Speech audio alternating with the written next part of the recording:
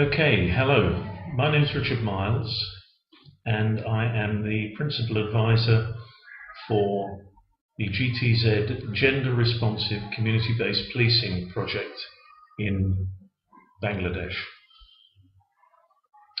I've been working in South Asia now for 7 years on police reform issues and have been working in Nepal and Bangladesh on community policing. Previously, I was a police officer in the United Kingdom for a total of 35 years and was involved in community policing as a chief officer, implementing it in the nationwide police force. Community policing is something that is the sort of expression that makes people feel very reassured, but actually is often used incorrectly.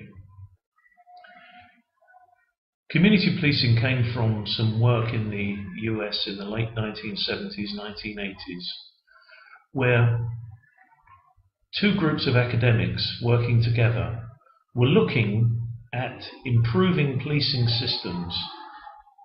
They recognized that traditional policing systems, certainly in the US and in the UK, were failing. Over-reliance on technology, on fast cars, radios, things of this nature, had pulled police away from their original roots in the community.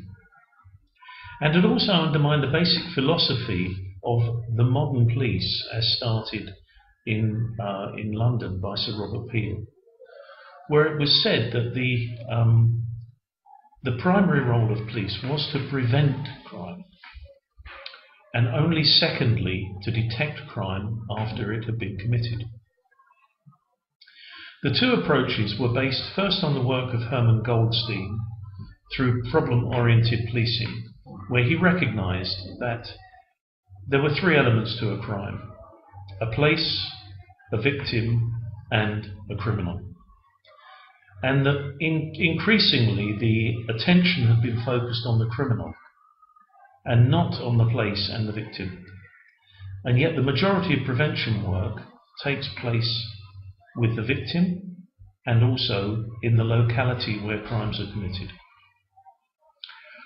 This work coincided with work by Trajinowicz and Buckaroo, who identified community policing as a return to the original idea of the people being the police and the police being the people, and a partnership.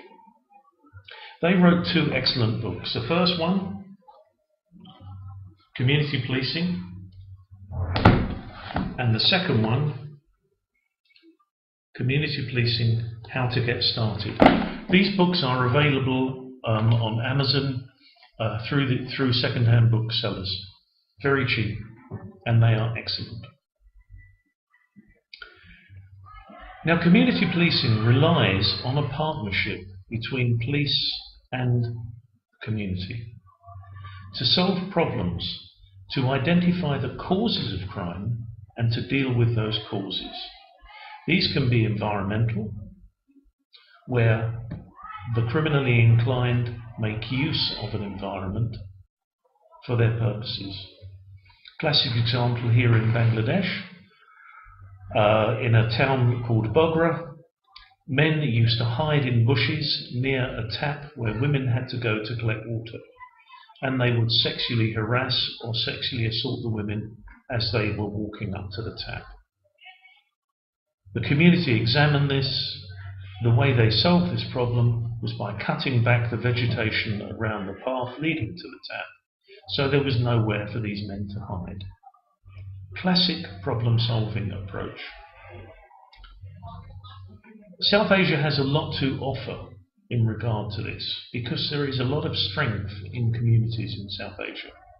Because of the lack of provision by authorities, communities are used to solving their own problems. And by improving those problem-solving skills, refining them, and also building trust between police and communities, which historically is very lacking in South Asia because of the British colonial model of policing.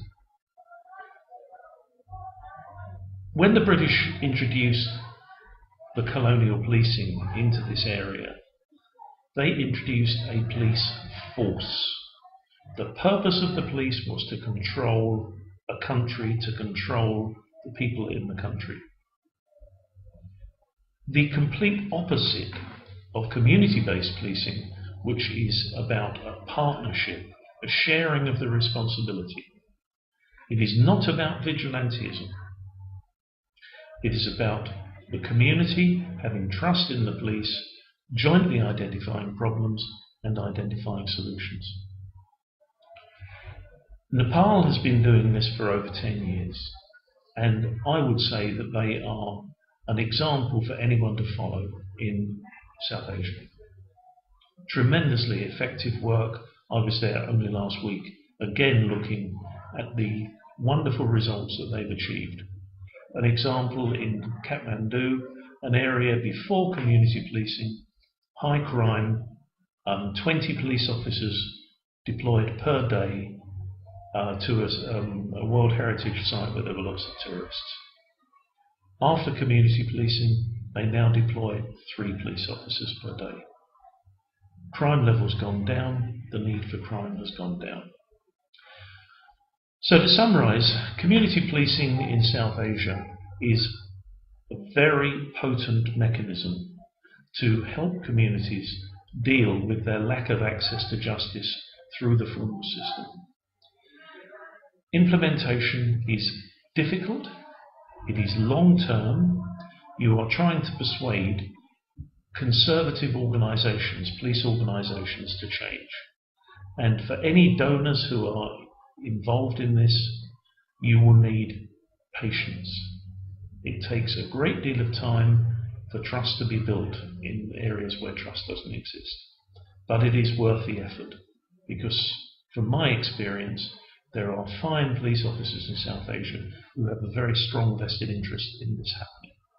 And one tip, if you are looking to implement this, when you're talking to police officers, look at their medal ribbons.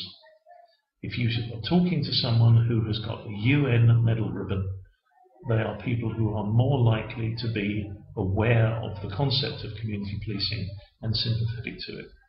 Thank you.